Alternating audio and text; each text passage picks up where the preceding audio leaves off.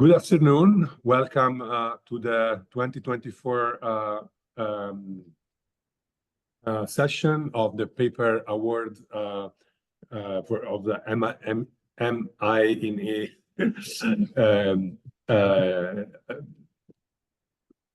session. So I am very happy, and obviously, given my stuttering today, particularly emotional about the topics, because I do believe, as I was explaining before the seminars, that the topic of endogenous statistical discrimination is very important also for policy priorities these days. So I'm very happy to start with Timothy Bond, who is the paper award winner for this year, and then we will have an equally important second presentation on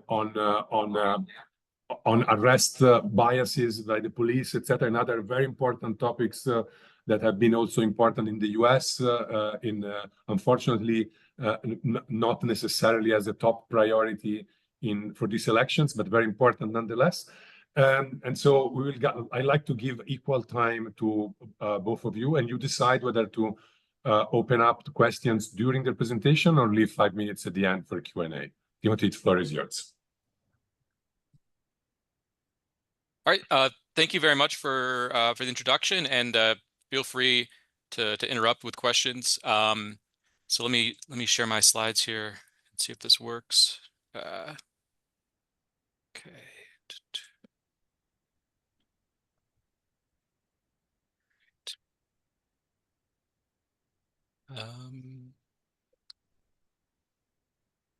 I don't know what I'm doing here. There we go. All right. Sorry about that. So thank you very much.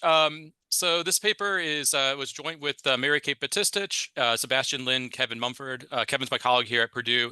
Mary Kate's my former. Can I just interrupt? Okay, we can't see your slides. Okay, you can't. All right. No. I'm not sure what I'm doing wrong here. Oh, I didn't hit the button share. Can you see now? Something is happening, yes. Okay, sorry about that. It's been a while since I've worked with Zoom, I guess. So thank you for having me here. So this paper is joint with Mary Kate Batistich, Sebastian Lind, and Kevin Mumford. Mary Kate's my former PhD student out at Notre Dame. Sebastian, another former PhD student at Texas A&M, and Kevin's my colleague here at Purdue. So the paper we're talking about here today is about college major choice, and I don't know how much I need to motivate a group of economists about how important human capital is or college major choice is. But if you wonder where college major choice is probably one of the most important decisions for a high skill worker, the wage difference between a college graduate and a high paying major, thinking in STEM versus a low paying degree, which in the United States would be things like early childhood education, is almost as large as the gap between people who have a college degree and people who have a high school graduate. So it's a very large return. And this is something that's been a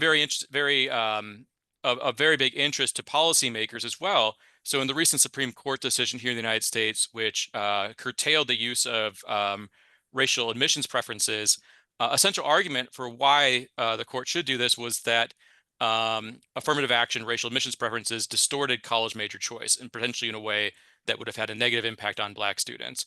And there's some empirical evidence about this, that Black students who are at more prestigious institutions are attempting lower paying majors than those who are attending less prestigious institutions, which possibly could have a negative consequence. So I sort of motivated this a bit with this affirmative action debate in the United States, but I want to take a step back and think about how different information frictions can lead to changes in major choice, and how that might lead to empirical implications that look like what people call mismatch. So we're thinking about first this mismatch literature, which Peter Arcidiaconou and his co-authors have written extensively in.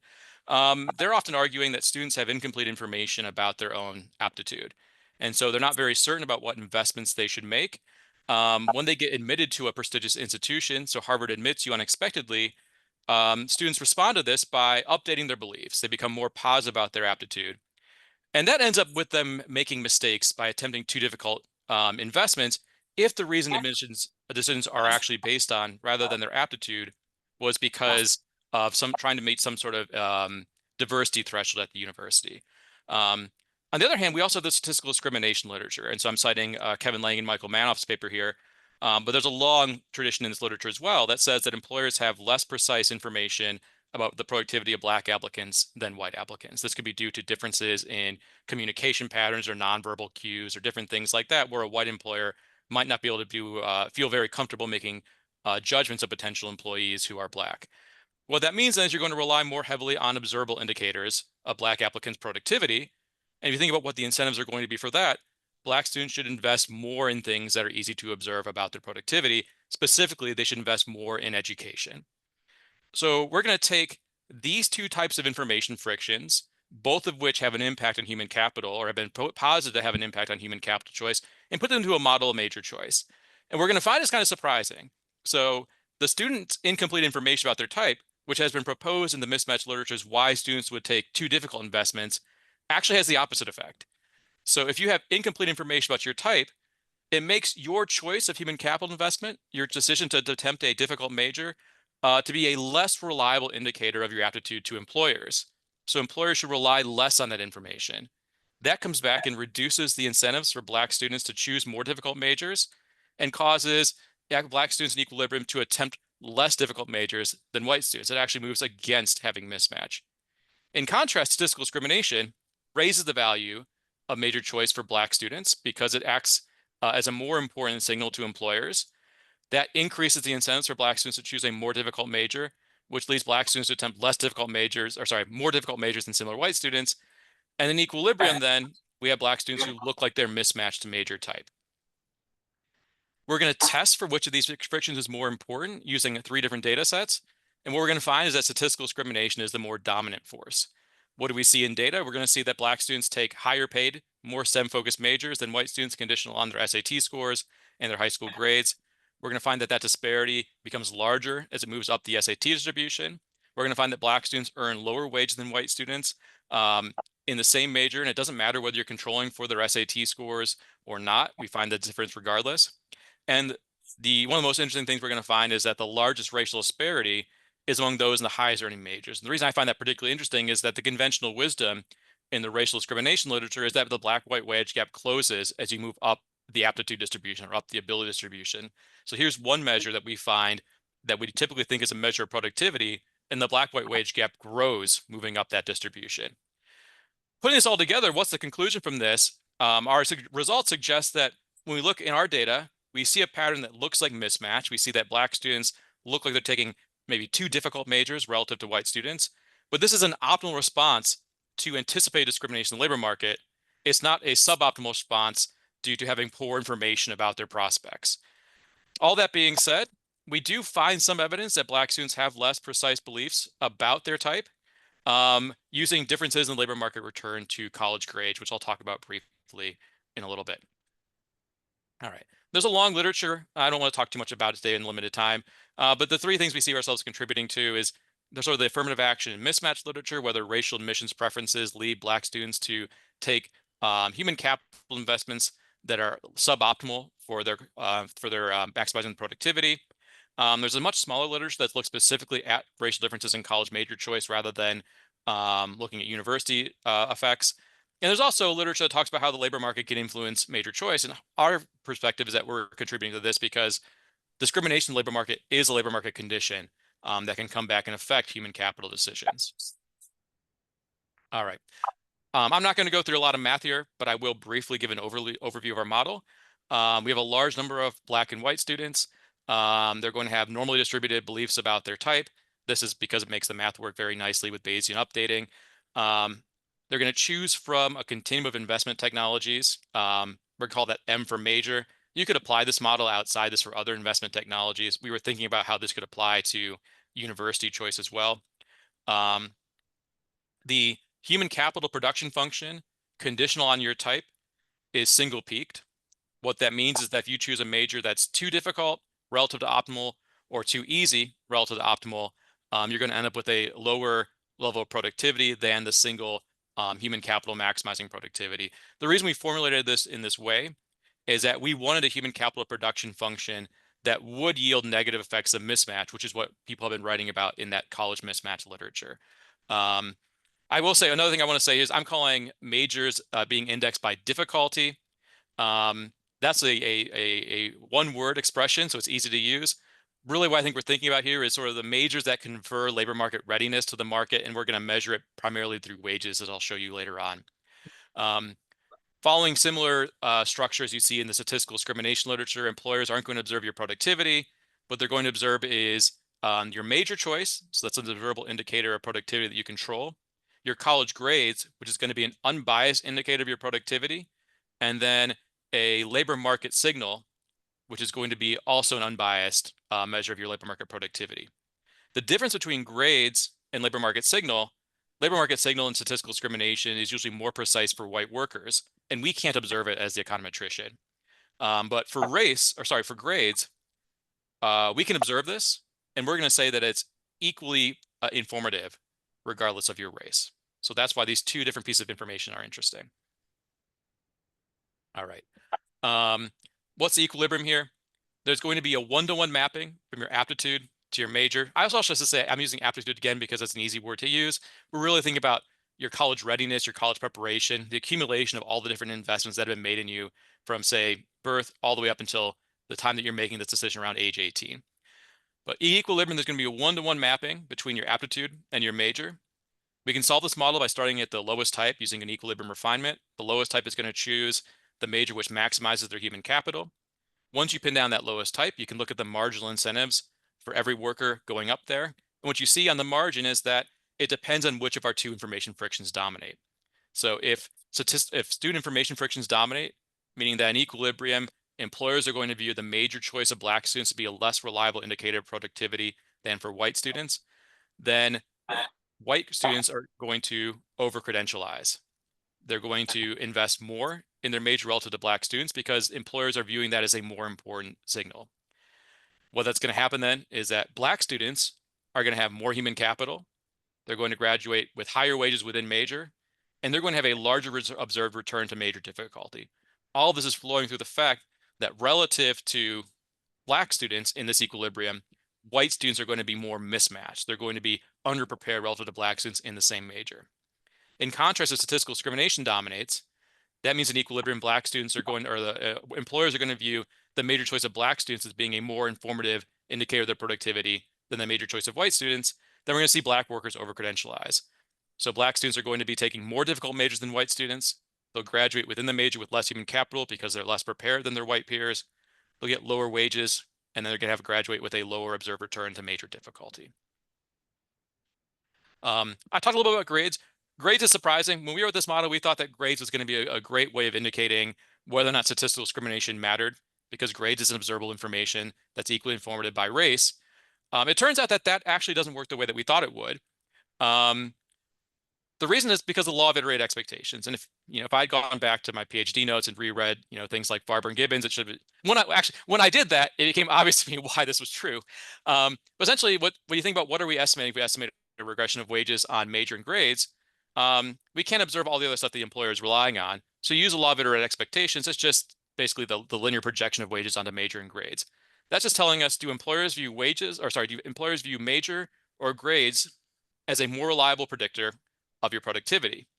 And so it's basically going to tell us, do employers view major as being better for Black students or grades as being better for Black students? If major is more informative, relatively speaking, for the productivity of Black students, then that means that grades should have a lower return. If major is less informative, then grades should have a higher return. So that tells us then, if we see a higher return to grades for Black students, that it must be due to the fact that Black students had less precise information than white students when they made their major choice. And so employers should rely more heavily on that. All right. So testable predictions, we're just going to look at major choice. And it's going to tell us whether it's statistical discrimination or it's information differences across race and major choice. We're expecting to see if it's statistical discrimination, Black students should graduate in more difficult majors. They're going to have a gap that increases as we move up the SAT distribution in terms of that major choice. They're going to earn less than white workers with in the same major. And we're going to see a higher observed or lower observed return to major, a difficulty for Black students. All the opposite will happen if we actually think it's information frictions that dominate. And then that last test on college grades will tell us whether or not there are any information frictions for students when they choose their major choice. Data, we've got 3 different data sets we're going to use. Each of them has their strengths and weaknesses. This midfield data is interesting. This is administrative data from 12 large public universities: Clemson, Colorado, Colorado State, Florida, Florida State, Georgia Tech, North Carolina State, North Carolina, Charlotte, Oklahoma, Purdue, Utah State, Virginia Tech. This is a diverse set of institutions. Some of them are highly selective. Some of them are almost open enrollment. But go ahead. There's a question? Okay. But the key thing is that they're all engineering focused, and that's what led to this consortium to develop to share their data. We know the courses you take. We know the major you enroll in, both when you, I believe, enter the university and when you graduate. We know your grades. We know your SAT test scores. We know your GPAs. What we don't know is anything about what happens to you after you graduate from college. American Community Survey is going to tell us your wages in your college major. Tells us nothing about what you did in college. Baccalaureate and Beyond tells us almost everything we want to know. It's a national representative longitudinal survey of the 2007, 2008 graduating class in the United States. The problem is that it's only 10,000 students, and so we have very few observations relative to these other data sets. How are we going to compute major difficulty? Like I said before, it's basically going to be based on wages primarily. So we're going to use the ACS, take residuals from a standard Mincer equation, wages on age, year fixed effects for native-born full-time year-round employees who are 25 to 54 years old. And we're just going to take the residuals and rank majors based on that. So one of our measures is going to be using the actual residuals for the major. One of them is going to be the percentile ranking. And then we're also going to do one that's going to be unrelated to wages. That's going to be based on the share of course credits that are taken in STEM for the typical graduate at our midfield universities. So let's just look at the data, look at the results here. So we were saying if it's statistical discrimination, so regardless of our theory, we should see no differences at the very bottom of the SAT distribution in terms of your major choice. So on the y-axis here, that's your major choice. That's our percentile return. X-axis is your SAT score. Well, the interesting pattern is, do we see blacks taking higher majors, more difficult majors, or do we see whites taking more difficult majors? And what we see is that no differences at the bottom, but there's quickly a gap in favor of black students opening up as we move up the distribution. So that would suggest what's going on here is that black students are responding to anticipated statistical discrimination. They're not making poorly informed choices based on not having precise beliefs about their aptitude. This is from the midfield sample where we have lots of observations. That was their major when they enter the university. Here's their major when they graduate from the university. You can see, compare these two things. The gap does close a little bit as black students do tend to switch out of more difficult majors. But even when we look at the graduation majors, we still see a rather substantial gap with black students in more difficult majors than white students. Here's the baccalaureate and beyond. We only have about 11,000 students. We still see a similar pattern. At the very bottom of the SAT distribution, we have similar majors. As we move up, you see an advantage opening up in favor of black students, which again is consistent with our theory of statistical discrimination driving major choice here. Timothy, can I ask a question? Sure. You probably would construct for every major what is the distribution of jobs that typically people with that major get, and for each type of job, you would have, for example, even a simple dummy about whether there are affirmative action rules in that job or not, and you could check therefore whether the mismatch effect is higher or lower when the distribution of jobs that are available with the major are increasingly or decreasingly covered by affirmative action. That's a really interesting point. So in the US, there isn't any federal guideline that says that affirmative action has to be specified for specific jobs. It's basically at the employer level, and it's an employer's choice. And so we don't have any way of knowing which employers are more strongly practicing statistical or affirmative action in their hiring. I'd love to know that.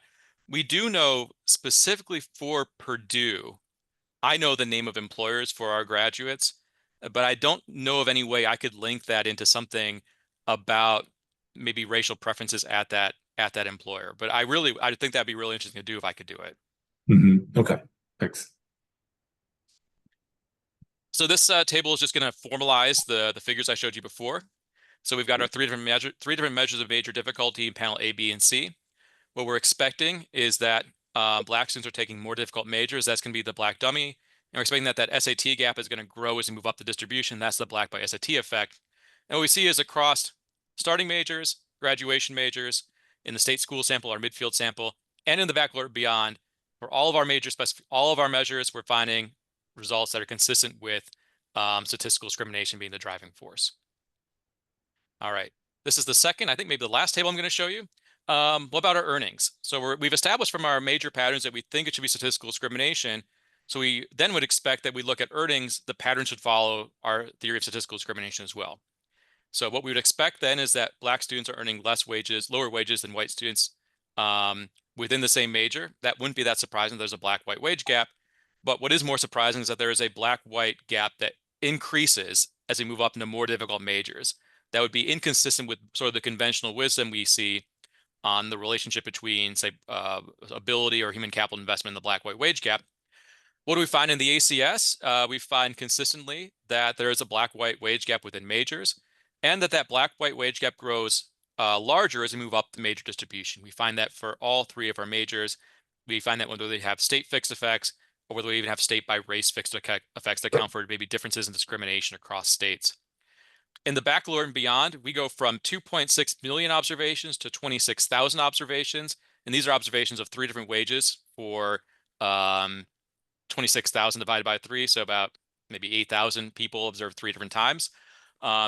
We still find for all 3 of our measures, we find results that are consistent, at least in terms of the signs, that there's a Black-white wage gap within major, and that the Black-white the Black-white wage gap is growing in major difficulty. We lose statistical significance when we use our measure of STEM courses for that Black-white major difference, the Black-white major wage gap growing. But I still think the magnitude here is economically significant. And here we're controlling for SAT fixed effects. We still find effects. So it's not just that Black students have lower SATs. It is the market responding to your major choice.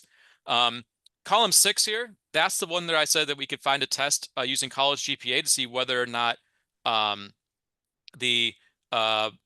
Black students are perhaps having less information about their aptitude when they're choosing it. We would expect that there would be a larger return to college GPA for Black students. And in fact, we find that for all 3 of our data sets, that the wage return for GPA is stronger for Black students, which suggests employers view GPA as a stronger measure of their aptitude relative to white students, consistent with them viewing the major choice as being a noisier measure and viewing that these choices may have been made with less information than for white students.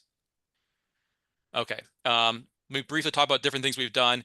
One of the questions I often get is this race or is this an SES effect? Because there's a strong correlation between socioeconomic status and race in the United States. So what we did is we looked at basically sort of ran a horse race between our measures of low SES for white students and for Black students. What we know is the zip code that you come from, and we can measure a lot of things at the zip code level of economic status.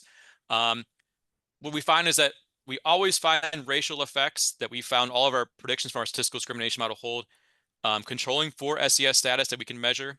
And we look at sample of white students, the results are inconsistent. We don't always find that white students are taking more difficult majors in low SES status than Black students. It depends on the specification, depends on the data set.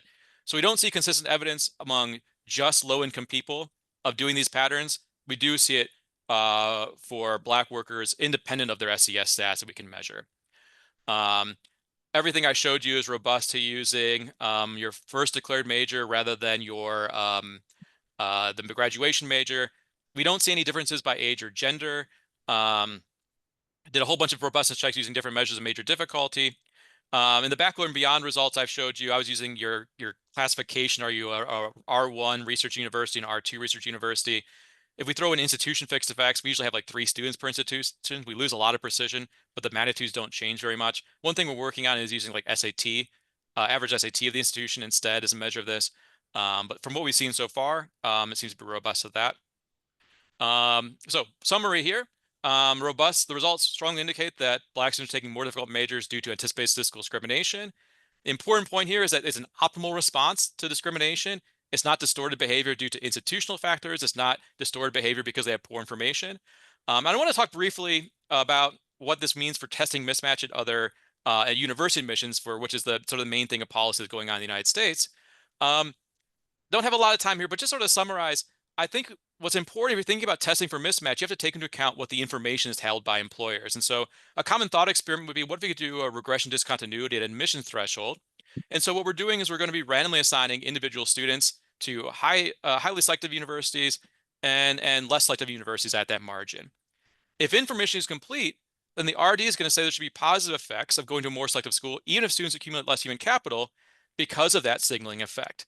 And if you were to randomly take a student from a selective institution and move them down to a less selective institution, they're going to be harmed because you're taking them from their optimal choice, given market conditions, and sending them to a less optimal choice.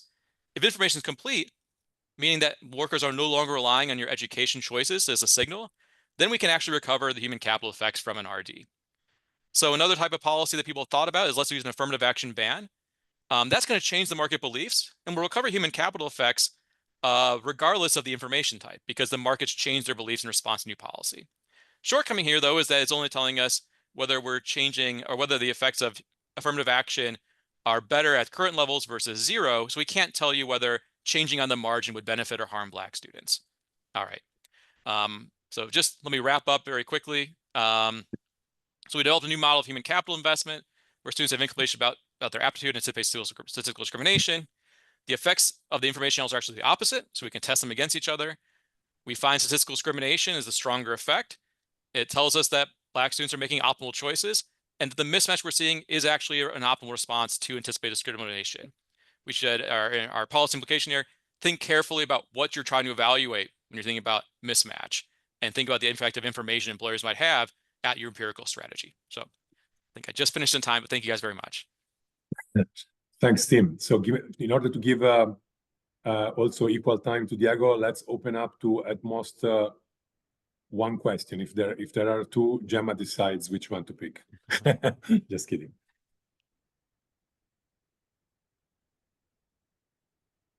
Any pressing question right away?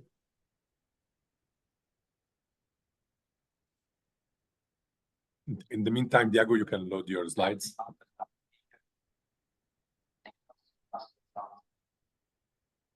Oh. Okay, since no pressing questions came up, let's give the floor to Diego for the second important paper of this session. Okay, thanks a lot, Massimo. Thanks a lot to all the members of the awarding committee and to the organizers of the European Economic Association conference, where I did present this paper a while ago. My name is Diego Zambiasi. I'm a lecturer at Newcastle University. And what I'm presenting today is joint work with Francesco Barillari, who's a postdoc at Tor Vergata, but he's currently on the job market. So I can definitely recommend to check his profile out because he's an excellent co-author. The paper I'm presenting today is called Political Rhetoric and Racial Discrimination in Arrests for Drugs. So I have to say that this is a new version of the paper that we have been working on. We're working on rewriting the sort of like old paper that you can find online at the moment. And what is this paper about? Well, the sort of like main question that we're asking here is whether the words of politicians can actually influence individual behavior.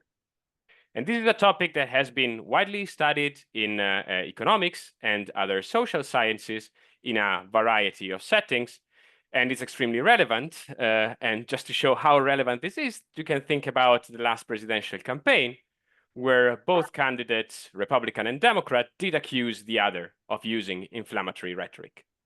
Now, as you can see from the title, we're going to talk about arrests for drugs. In particular, what we're interested in this paper is whether what politicians say can affect the behavior of law enforcement officers. Now, the context in which we're operating is quite different from what was done previously in the literature. And the context is the US during the 80s. In particular, we are going to have a sample that goes from 1981 to 1992. Why do we choose to focus on this specific time frame? Well, because it was during that time that Ronald Reagan started what was sort of like the apex up until that time of the so-called war on drugs. Now, during the 80s, the US experienced a very bad drug epidemic. And the way that Ronald Reagan approached the topic of the fighting this issue of drug abuse represented a radical change with respect to what happened before Ronald Reagan. In particular, the picture that I'm reporting here is a picture of Reagan and his wife Nancy that are addressing the nation to launch the Just Say No campaign in 1986.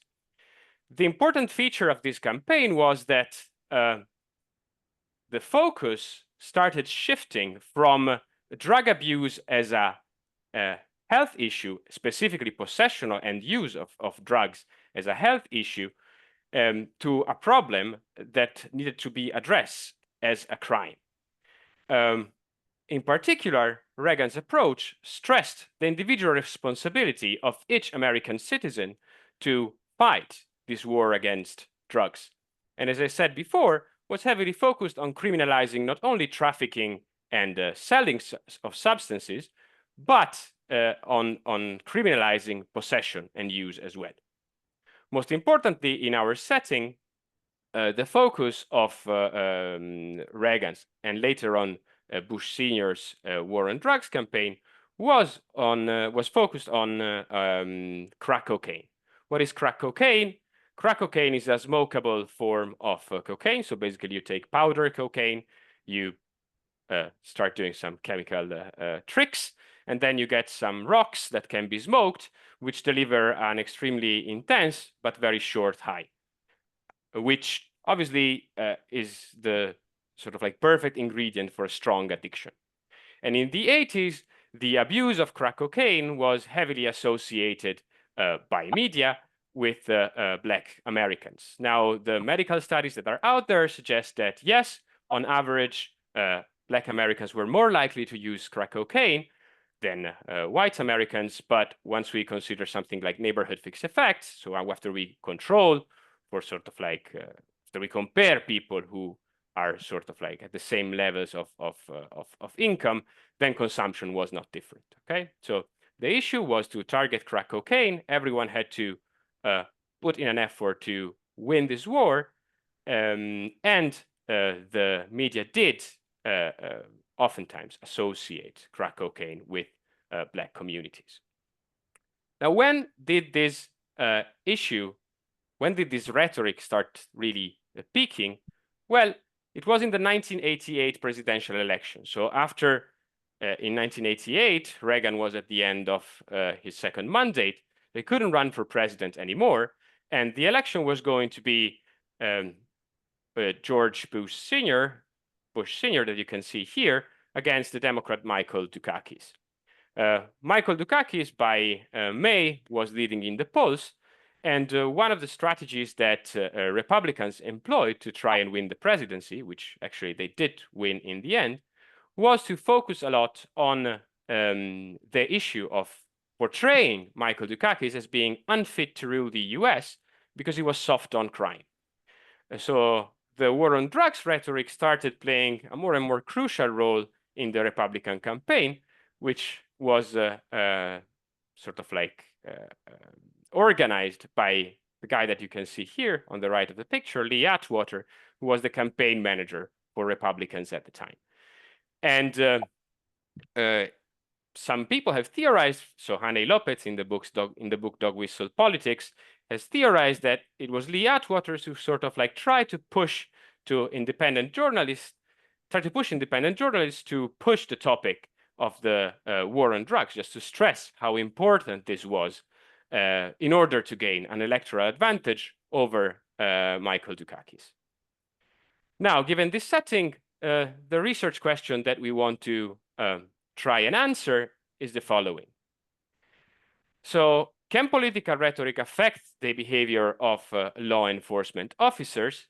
And this is motivated by the fact that this new rhetoric that started in the second half of the 80s was strongly focused on the individual effort, the effort that every American should have put in order to win the war on drugs, in order to defeat crack cocaine. And given the framing around crack cocaine and actually the disparity in use, the unconditional disparity in use, we are interested in understanding how, if there is any change in the behavior of law enforcement officers, this effect, how this change in the behavior can vary by race. Or in other words, what we would expect is that law enforcement officers that have been more exposed to this war on drugs rhetoric do tend to arrest marginally more Black individuals for possession of crack cocaine compared to white individuals. Obviously, this is not a trivial task. There's a lot of things that happen at the same time. There's a lot of risk of not comparing apples with apples. So let me just briefly outline the major challenges that we face in trying to answer this research question, which is sort of like going to outline also how the talk will proceed. And obviously, I mean, here I am presenting a very short version of the paper because of time constraint. And I can assure you that in the paper, we try to do everything more formally. What I'm going to show here is very descriptive in nature, besides the last 5 or 6 slides, I would say. So what are the major challenges in trying to understand whether the war on drugs rhetoric did affect the behavior of law enforcement officers? Well, the first big issue is that we don't have a straightforward way to measure this intensity of the war on drugs rhetoric. Or in other words, we don't have a straight way to measure how much Presidents Reagan and Bush were talking about the issue of the war on drugs. We propose to solve this challenge by essentially scraping all the Reagan and Bush seniors' presidential libraries and then developing implementing a machine learning algorithm that will allow us to identify several topics in the whole discourse of the 2 presidents, and then track the evolution of the intensity of this topic over time. Now, given that this is going to vary at the national level, one thing that we would like to have is to find a way to differentiate between places that were more or less exposed to this rhetoric, with the idea that if we find places that were more exposed, we can compare what happens in those places and places that are less exposed to this rhetoric. Now, this is a not trivial task, and it's going to face two main issues. Well, the 2 issues that I'm mentioning here. First of all, it's not going to be random, so we're going to need an identification strategy that is allowing us to sort of like disentangle all the pieces that are moving at the same time here. And second, we want to find a measure of exposure that varies within states. Why? So remember that here we're talking about arrests for possession, in particular of heroin and cocaine, well, of crack cocaine, which is going to be grouped with heroin because of the data that we have in the paper. So we want something that varies at a level that is lower than the state. So what do we sort of like propose as measure of exposure? Well, we propose to use political competition in the 1984 election at the county level. Okay, and the measure is essentially, I have an old version of this slide. And the measure is essentially the 1 minus the absolute difference in the vote shares for Republicans and Democrats in 1984. And what is the logic of adopting this measure? Well, it's simply that if the rhetoric was pushed in some places more than in others, if you want to push it to gain an electoral advantage, you want to do it in places that are not either a Republican or a Democratic stronghold. Now, given that most of you might have in your mind the question that counties don't mean anything when it comes to presidential elections, we're then going to show that the effects that we find are completely driven by states that were sort of contestable at the time. So first challenge, identifying how the rhetoric evolved over time. Here, what I'm showing you is essentially the weight of the topic war on drugs that we find in our when we apply our topic modeling algorithm. And it's essentially the same picture. I'm just reporting here the monthly variation of that variable, which is actually what we're going to use in the paper. And here, just as a visual aid, I'm reporting the same measure, but at the yearly level. And the solid lines represent polynomial smooth that, again, aid the visual interpretation.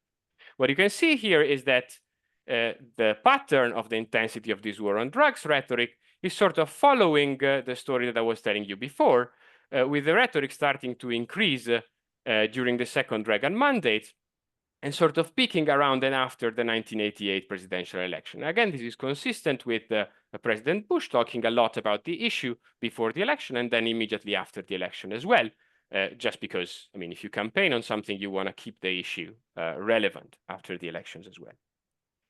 What you see here is the measure of exposure that I was talking about before. You can see that it varies at the county level. So again, remember that we want something that varies at a level that is lower than the state, because we want to control for the fact that different states might pass different policies that are targeting possession of crack cocaine. And remember that it should be state laws that are primarily driving the arrests for possession of crack cocaine, because there's no, I mean, you can try and regulate possession of crack cocaine at the federal level, but at the end of the day, the laws that are going to apply are state laws because there's no interstate component in consuming a specific drug. Okay. How do we validate this measure of exposure? Well, ideally, we want to find a way to show that when the presidents talk more about the issue of the war on drugs, we can show that this is reflected more in counties that were more politically competitive. And how do we do that?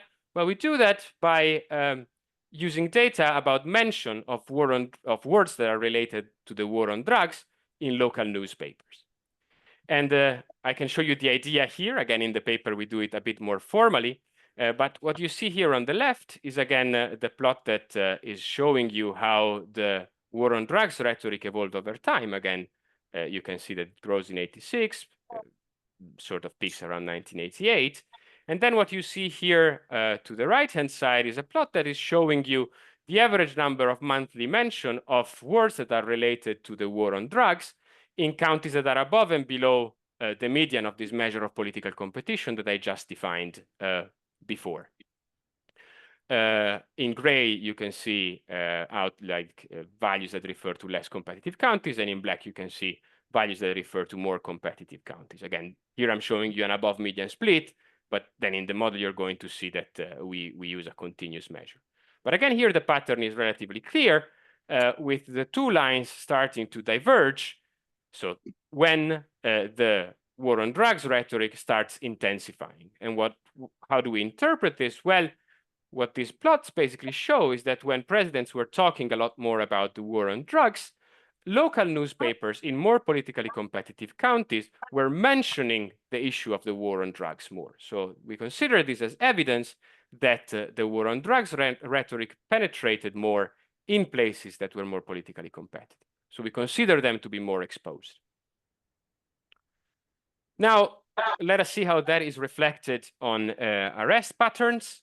What I report here are the average number of monthly arrests for possession of heroin and cocaine. I was mentioning before that in our data, we're not able to distinguish between arrests for heroin and cocaine. The data is the UCR data. If you want to talk a bit about how we use that data, that has a lot of caveats, we can talk about it after the presentation. But here you can see essentially the average monthly arrests for Black people on the left and for white people on the right. And again, you can see the split between more and less politically competitive counties. So what you can see is that before the rhetoric started intensifying, and with a vertical dashed line, I'm always indicating 1988 as the year of the presidential elections.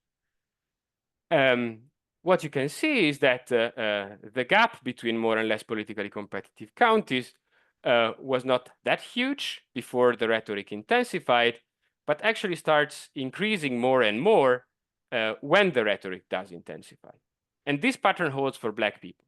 On the other hand, while arrests for white people do increase over time with the intensification of the war on drugs rhetoric by the presidents, the difference between more and less competitive counties, the gap, is not that big. Now, if you would compare the gaps between essentially the gray line for Black and the black line for Black individuals, and we would do the same for white individuals, we would obtain enormous estimates if we would compare, for example, what happens to the gap in 1981 for both Black and white individuals, and what happens to the gap between Black and whites in 1989. But obviously, political competition is not randomly assigned, and this increase in the gap in arrests when we consider more and less politically competitive counties, could be driven by several unobserved or observed factors that correlate with, for example, consumption of crack cocaine. Now, one big issue for us is that the measure of political competition at the county level is correlated with the share of Black individuals who live in a county and the share of individuals below the poverty level who live in a county. So we have a lot to do in order to assure that the effect that we're going to estimate is not driven by these baseline differences in political competition. And let me show you how we try to address this. So what we use is a sort of Bartik reduced form combined with a triple differences design. You can think about it that way. So the outcome is going to be the inverse hyperbolic sign transformation of arrest for possession of heroin or cocaine. If you're worried about the fact the inverse hyperbolic sign might be problematic, this holds with your PPML or with other transformations. I'm happy to discuss any potential additional robustness check, but we did quite a decent job with that. Our coefficient of interest is going to be tau, which is a coefficient on a triple interaction between our cross-sectional variation in political competition and our time variation in the sort of like war on drugs rhetoric, okay? And let me remind you that this war on drugs rhetoric, this presidential rhetoric, is not only going to be a function of how much the president talks about the war on drugs, but it's also going to be a function of everything else the president talks about, as it's measured as a percentage of that specific topic in the overall discourse of the president.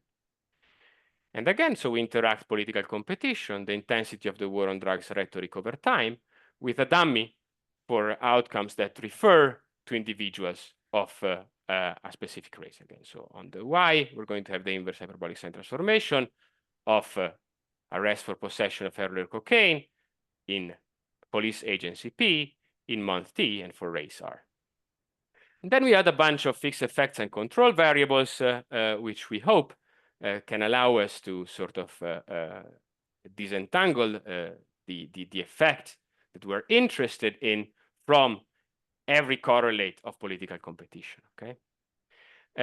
So what I want to focus on just briefly is that given our setup, we can control, for example, for different penetration of crack cocaine, different rates of usage of crack cocaine across races, given that we have time fixed effects interacted with the race dummies, although there's a lot of assumptions about how sort of like uniform that behavior should be over time and in space. And crucially, on top of adding, again, interacted fixed effect with race dummies for the unit, which is the police agency, and the month, we have state by year fixed effects, again, interacted with a race dummy and non-interacted as well, because we want to compare outcomes for police agencies that are in the same state and in the same year to account for the fact that states might pass different policies that are targeting crack cocaine. Moreover, given that we have some differences in baseline characteristics, we want to take those characteristics into account and explicitly model how variations in the intensity of the presidential rhetoric affect our outcome based on different baseline characteristics of counties and police agencies. Any question? I saw that there was something in the chat. 5 minutes. Okay. Yeah. Okay. So results. So I'm going to report results that refer to separate data sets where we have outcome for Black individuals and for white individuals, just to be more transparent. And then I'm going to show you what amounts to showing you a triple difference design, okay? So, for example, how do we interpret this coefficient here, which is the coefficient for our preferred specification? On average, in a county that was perfectly politically competitive in 1984, so where Republican and Democrats got the same vote shares in 1984, when the president talks 1 percentage point more about the war on drugs, arrests for possession of heroin or cocaine for Black individuals increased by 16%. And if you have some doubts about the fact that, you know, our controls, the way we control for differences in baseline characteristics, we report one main robustness check here in column 5, where, for example, we interact the controls with date dummies. So allowing that relationship with between differences in baseline characteristics and the outcome to vary month by month. So these are, and we observe no significant effect. No, well, I don't know if we can argue that this is a precisely estimated zero, but we definitely don't find anything significant when we look at arrest for possession of cocaine or heroin for white individuals.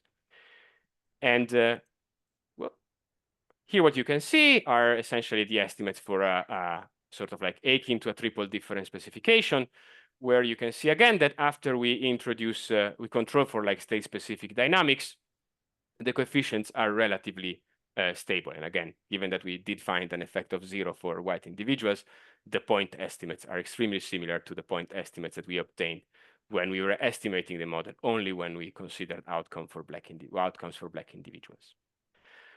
Now we can make sure that these results are not just a pure sort of like artifact of the measure of political competition. In fact, we can map non-parametrically the impact that political competition had by looking non-parametrically at estimates for different quintiles of political competition at the county level.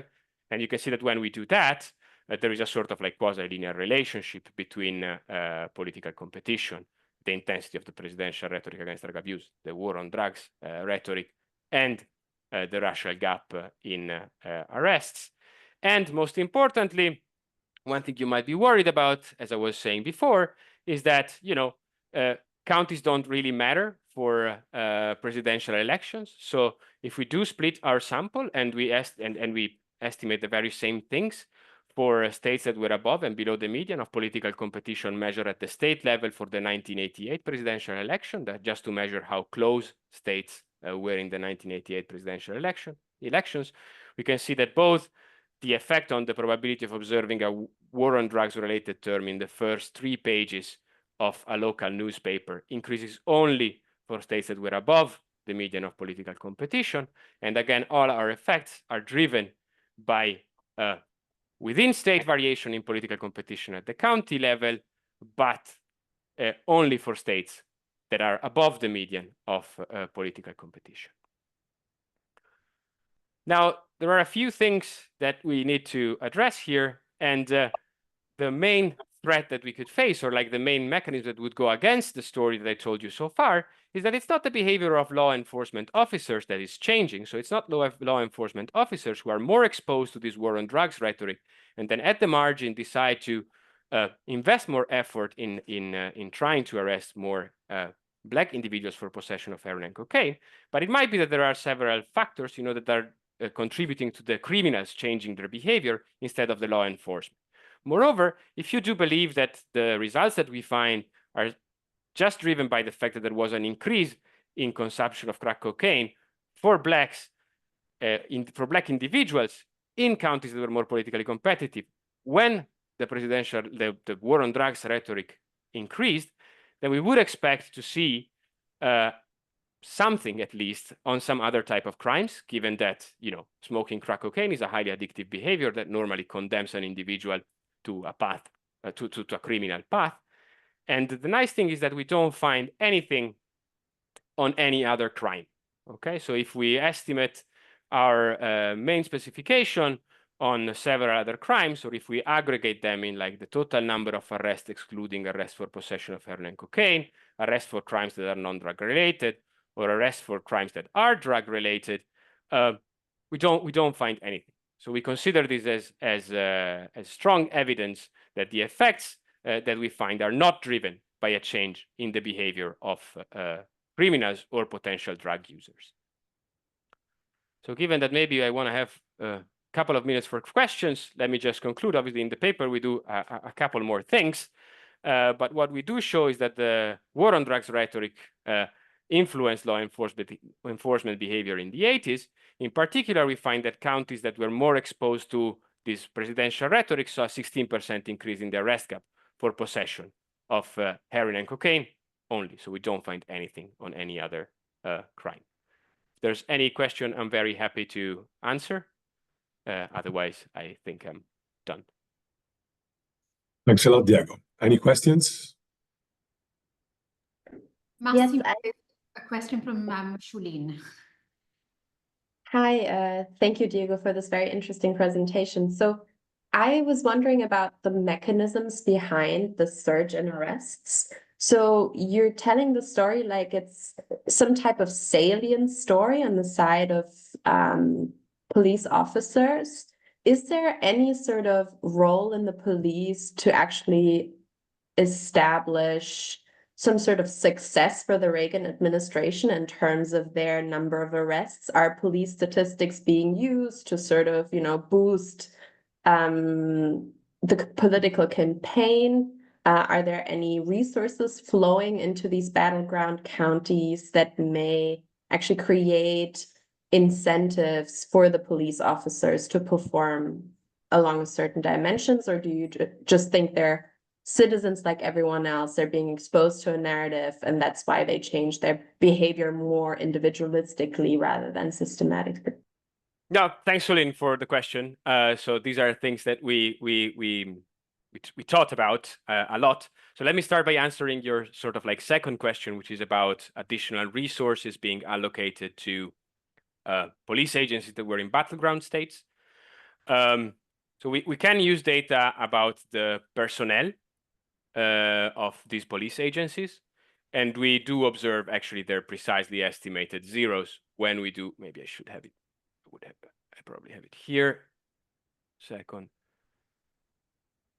Yeah. So we would imagine that if there's additional funds channeled towards these police agencies, what you would see is that actually these numbers would change. Okay, so you would use that money to potentially hire more officers, and no matter what outcome we look at, we don't find anything. The first question that you're asking, let me try to see if I understood it correctly. So you imagine that you want to get some sort of federal money, and therefore you try to tweak your stats, and if you're arresting someone for possession of marijuana, let's say, instead of recording that as possession of marijuana, you record it as possession of heroin and cocaine. Is that the sort of mechanism you were thinking at?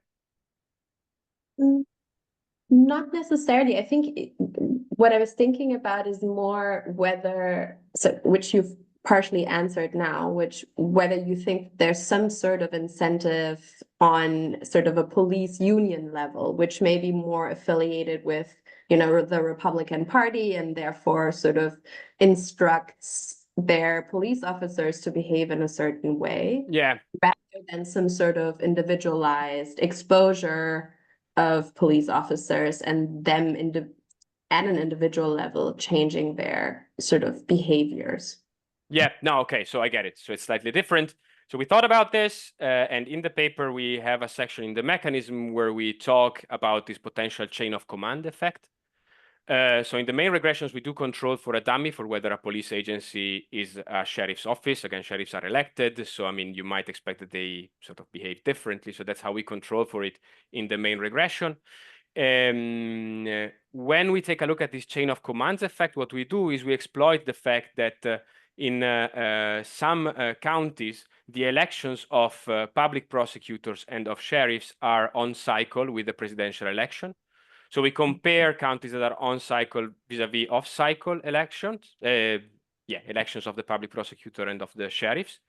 And what we do observe, and then we do this in a sort of like horse race way where we add a quadruple interaction, if you want, term, okay? And then what we see is that our main effect remains positive and statistically significant. So that 16% is essentially broken down into like an 11% of our main effect, and then an additional 5, well, it's probably 3 and 12, okay? That is driven by counties that are on cycle. So we do find some small evidence for this sort of chain of command effects, but it seems like the main, sort of the bulk of the effect is driven by changes in the individual behavior of police officers. Interesting, thank you very much. Thank you for the question, sorry. Okay, Massimo, it's now gone 4 o'clock. So yes, I think it's time to thank the speakers for delivering this very precise and informative presentations. And indeed, I invite the speakers and all the audience who are interested to keep action, activity, productivity, research in these domains. And I hope that the MinE committee will receive equally good set of submissions next year. This year, it was a pleasure to select these 2 papers and to read the others as well. Thank you all. Thank you so much for Thank you, organizing. Yeah, Thank you. Bye all. Thank you.